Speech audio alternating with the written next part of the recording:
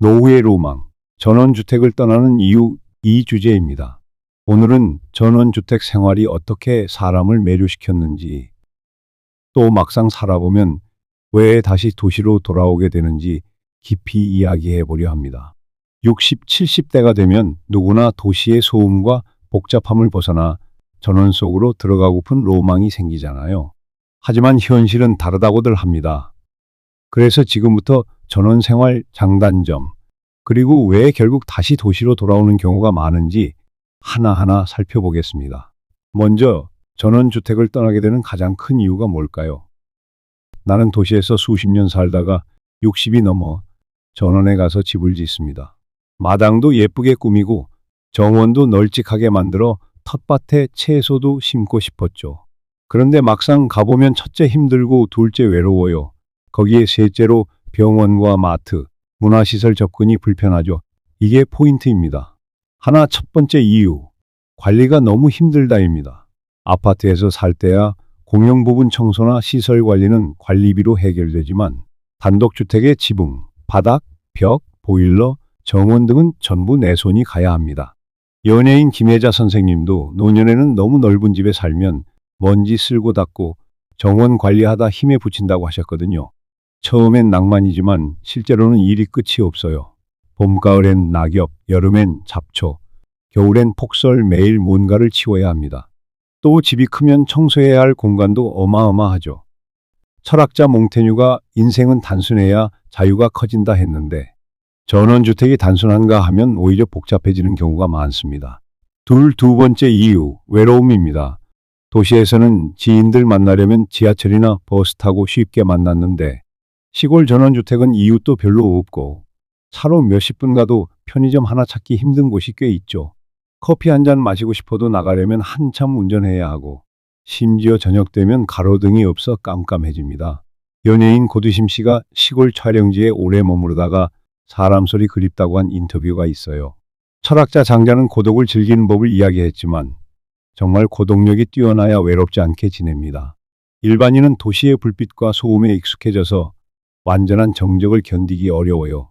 세 번째 이유, 병원과 마트, 은행 등 접근성입니다.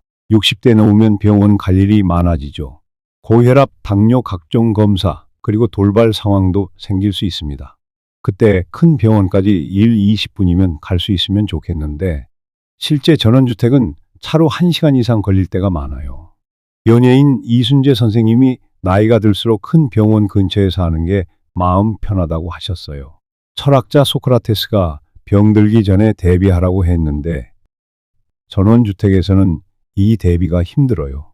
마트도 마찬가지라서 도시에서 몇 분이면 가던 대형마트가 여기선 차로 30분에서 1시간 걸리고 결국 자주 못 가니 매번 장을 크게 보는데 그럼 그 물건들이 다 남아버리기도 하죠. 네 번째 이유, 난방비나 공과금, 예상 외의 비용입니다. 전원주택이 크면 난방비와 전기료가 아파트보다 훨씬 많이 나옵니다.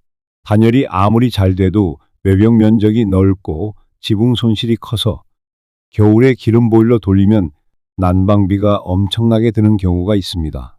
연예인 김수미 씨가 전원주택에 가스나 기름비가 어마어마해 아낀다고 해도 도시보다 많이 나온다고 토로했거든요. 또 정원 가꾸려면 잔디 깎는 기계, 과수가지 치는 도구 등 각종 장비가 필요하고 고장나면 수리비의 부속값에 만만치 않죠. 그렇다고 사람을 부르면 출장비만 해도 어마어마합니다. 철학자 니체 말대로 인생은 의지지만 의지로 해결이 안 되는 문제가 있어요. 경제적으로도 계속 부담이 커지면 이거 버티기 힘들죠. 5번째 이유, 자식이 안 온다입니다. 내가 시골 전원주택을 지을 때 분명 주말마다 애들이랑 손주들이 오겠지 하고 낭만을 그려요. 하지만 현실은 한 번, 두 번으로 끝나기 쉬워요. 70대에 계신 분들이 처음 몇 달은 오더니 결국 안 오더라. 가끔 명절 때만 왔다 가더라 라고 하소연하거든요. 자식들은 도시에서 직장 생활, 학원, 약속 등 바빠요. 연예인 남은희 씨도 아이들이 크면 자기 생활하기 바빠 부모 보러 자주 못 온다고 하잖아요. 철학자 칸트가 가족이라도 각자 독립된 존재라 했듯 기대가 크면 실망도 큽니다. 6번째 이유, 터세나 마을 분위기에 적응 못하는 경우도 많습니다. 도시 출신은 사생활을 중시하는데 시골에 가면 이장님이 왜 행사 참석 안 하시나 묻고 옆집 할머니가 왜 우리 집엔 밥 먹으러 안 오나 하면서 간섭이 심할 수 있어요.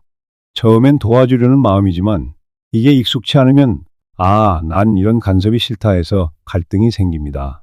또 농촌은 원래 인간관계가 촘촘해서 새로운 사람에게 호기심도 많고 때로는 텃세도 부릴 수 있어요.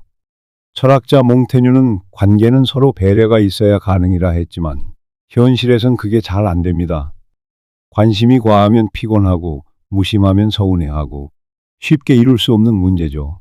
일곱 번째 이유, 풀과 벌레, 동물과의 전쟁입니다. 잡초는 생각보다 빠르게 자라고 한여름이면 모기, 파리 등 온갖 벌레가 날아들죠. 또 마당에 뱀이나 고라니, 멧돼지가 내려올 수도 있어요. 연예인 고두심 씨가 시골 촬영을 할 때 시골 밤에는 벌레가 너무 많아 힘들었다고 했잖아요. 특히 아파트에만 익숙했던 분이면 이 모든 게 귀찮고 짜증으로 다가옵니다. 철학자 장자는 자연과의 조화를 말했지만 실제로 벌레와 동물까지 조화롭게 지내기란 쉽지 않아요. 여덟 번째 이유, 집값 문제입니다. 도시 아파트와 달리 전원주택은 사고 팔 때 유동성이 낮아요. 한 번 지으면 팔기 어렵고 팔아도 손해를 보거나 거래가 안 돼서 몇 년씩 묶이는 일이 다반사입니다. 그러니까 나이 들어서 지은 전원주택이 마음에 안 든다 해도 다시 이사하기가 쉽지 않아요.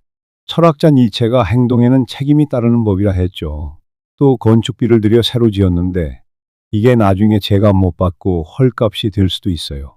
연예인 김혜자 씨가 집 짓는 건 신중해야 한다며 한 번 짓고 나면 원하는 시기에 처분하기 어렵다고 한 적이 있어요.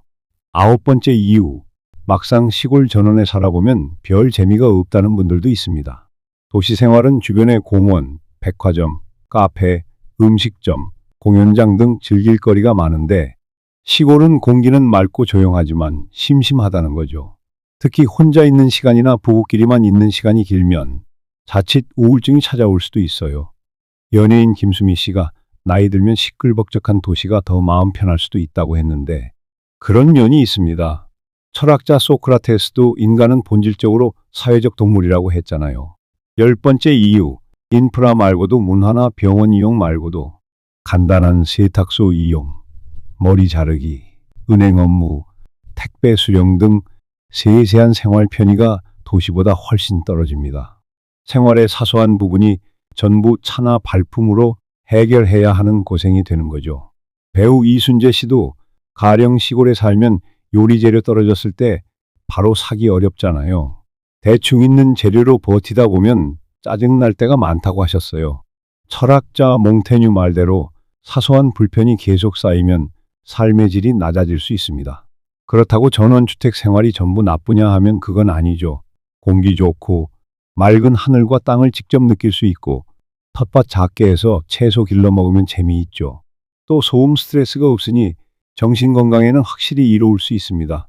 그럼에도 불구하고 노후의 로망으로 도전했다가 다시 도시로 돌아오는 이유는 위에서 말한 불편과 고생, 외로움, 비용 부담이 너무 큰 거예요. 결국 즐거움보다는 힘든 점이 더 크다고 느껴지는 거죠. 철학자 장자는 어디서 살든 마음이 가장 중요하다고 했지만 물리적 현실을 무시할 순 없어요. 실제로 전원주택 가려면 다음 몇 가지를 미리 고려해야 합니다. 하나, 첫째로 병원이 가까이 있는지, 둘째로 대형 마트나 시장이 차로 몇 분 거리인지, 셋째로 지나다니는 길이 겨울에 제설은 잘 되는지, 넷째로 집의 크기와 마당이 욕심내면 안 되는지, 다섯째로 잡초와 벌레, 야생동물은 어떻게 대처할지, 여섯째로 배우자나 가족이 함께 살 건지, 혼자 살 건지, 일곱째로 땅과 집이 나중에 팔리긴 하는지. 이런 걸 다 신중히 따져보면 사실 대다수 분들이 아예 시골 깊숙이 들어가는 전원주택 대신 도시 근교의 작은 단독주택이나 빌라 혹은 읍내의 작은 아파트를 택하는 경우가 많아요. 왜냐하면 거기서도 나름 전원 느낌을 어느 정도 누릴 수 있고 필요한 인프라는 가깝게 이용할 수 있으니까요. 배우 고두심 씨도 한 인터뷰에서 아예 산골에 집 짓고 사는 건 내 성격과 안 맞고 차라리 조용한 지방도시나 근교의 작은 단독주택이 괜찮겠다고 했습니다. 결국 전원주택을 떠나는 이유는 환상이 깨졌기 때문이라 요약할 수 있습니다. 젊을 때는 도시 소음과 경쟁 속에서 지쳐 시골 가면 한가롭게 지낼 거야 라고 꿈꾸지만 막상 가보면 고생이 더 많을 수도 있거든요. 그리고 나이 들수록 편리한 시설, 병원, 문화생활, 사람 교류가 중요하다고 깨닫게 되는 거죠. 철학자 니체가 인생은 고통과의 싸움이라 했는데 전원주택으로 가도 또 다른 유형의 고통이 있는 셈입니다. 그러니 결론적으로 말씀드리면 노후 로망으로 전원주택을 꿈꾸는 분이라면 무조건 한번 살아보기. 즉 6개월에서 1년 월세나 단기로 체험하는 걸 권해드립니다. 안 맞으면 빠져나와도 되잖아요. 그리고 집을 지을 때도 너무 크지 않게 유지비와 관리비가 부담되지 않게 설계하라는 거죠. 또 주변에 의지할 친인척이나 지인이 있는지 이장님이나 마을 사람들과 잘 어울릴 자신이 있는지도 생각해야 해요. 그 모든 걸 수용한다면 전원생활도 나쁘지 않을 수 있죠. 방송 마무리합니다. 한마디로 노후의 로망이라고 마냥 전원주택 짓고 들어갔다가 준비와 성향이 맞지 않아 다시 도시로 돌아오는 분들이 많습니다. 큰 정원은 언젠가 내 몸이 감당 못할 수 있고 외로움을 감당해야 하고 편의시설이 멀어 병원이나 마트 이용이 힘들고 난방비나 유지비가 만만치 않다는 걸 꼭 염두에 두시길 바랍니다. 연예인 김혜자, 고두심, 김수미, 이순재 이분들도 전원생활이 낭만으로만 이루어진 게 아님을 여러 번 말했어요. 철학자들도 자연 속 삶은 단순해서 좋다 하지만 그걸 누리려면 상당한 부지런함, 건강, 재정, 그리고 마음가짐이 필요하다고 합니다. 다음에 또 재밌는 이야기로 돌아오겠습니다. 난 전원주택이든 도시든 본인에게 맞는 삶을 찾는 게 가장 중요하다고 생각해요. 모든 걸 감수하겠다면 전원생활 도전해도 좋습니다. 하지만 적어도 떠나는 분들이 왜 떠나는지 이 영상을 통해 미리 파악하고 더욱 현명하게 선택하시길 바랍니다.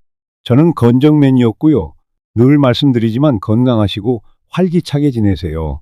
오늘도 감사합니다. 듣느라 수고 많으셨습니다.